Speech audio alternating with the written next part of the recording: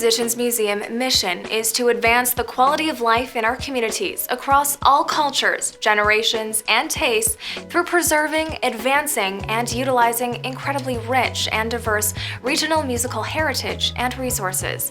We strive to help young people from all walks of life, cultures, and musical interests reach their potential and improve both their lives and the richness of life in our community through music.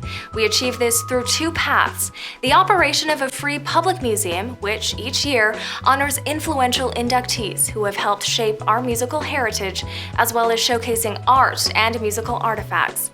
Support and building the nonprofit mission of the museum.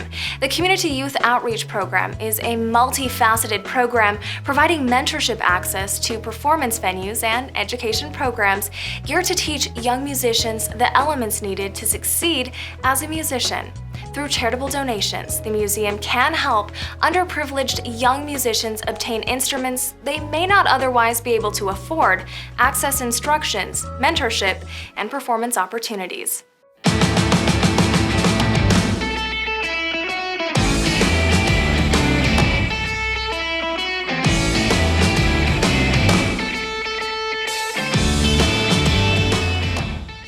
We have Cheryl, Boris in the house. How are you doing today?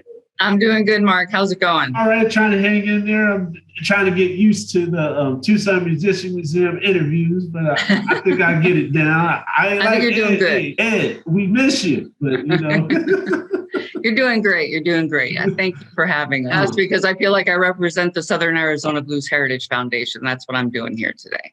Okay, well, right on. Well, tell us a little bit about Blues Heritage Foundation. We like to call it AZ Blues for short. You can actually get there at azblues.org. So yeah, that's a little bit shorter, but the Southern Arizona Blues Heritage Foundation has been around since, the mid 80s. I believe it was 1984. And we've just been getting live music out there, introducing people to the blues, hoping to bring on a younger audience to keep, the genre alive. We recently added a musician's assistance fund that allows us to help out the Southern Arizona musicians that are coming across any kind of financial difficulties for any different types of reasons. It's completely anonymous. Mm-hmm. It's completely private, but it's an opportunity. There is a page on our website that with an application, and you can fill that out and apply then for those funds. We do some work with blues in the schools.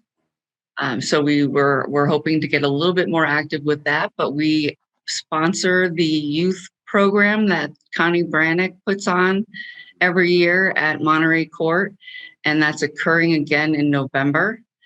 And most continuously, we have been on the courtyard at the plaza at Hotel Congress for probably about a year and a half now of Sundays, most Sundays of the month. We'll be there today with Connie Brannick, Little House of Funk, just giving live musicians an opportunity. We've been through this whole COVID ordeal and times have been tough over the past year and a half. We've been doing our best to make sure that we can get musicians on stage and getting people, some paying jobs and that type of thing. So we're trying to really become more of a community-based type of an organization as opposed to being the annual festival, being a little bit more involved on a regular basis in the community with the musicians, with the schools.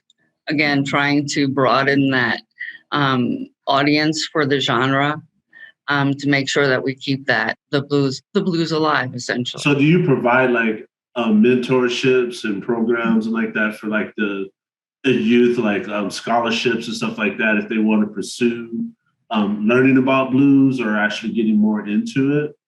Right now, we don't have any kind of scholarship, but we provide information where kids can get that type of information. And we're actually at the moment developing a couple of programs. We're hoping to roll something out in the spring.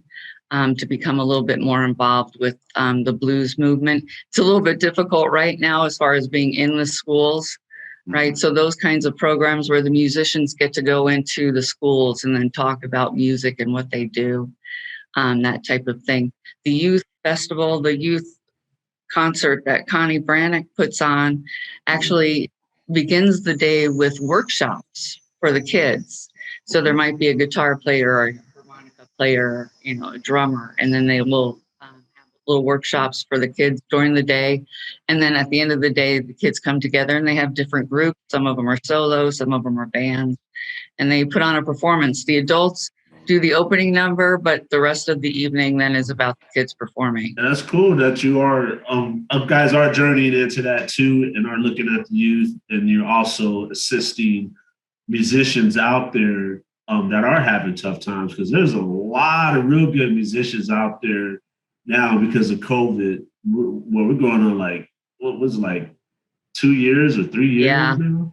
It's been a while. Yeah, at least a year and a half of the real shutdown kind of stuff. But right, exactly, and it's rough, and we really can't afford to have everything shut down again. So, one of the other things that we try to really promote is just even the safety, wear a mask, get vaccinated, whatever it is that we're asking you to do in order to come into the venue, just so that we can make sure we can keep those venues open. The really important part of it is keeping that live music available. And the best way that we can do that is just to do what we can to protect ourselves and to protect each other and just stay within the regulations.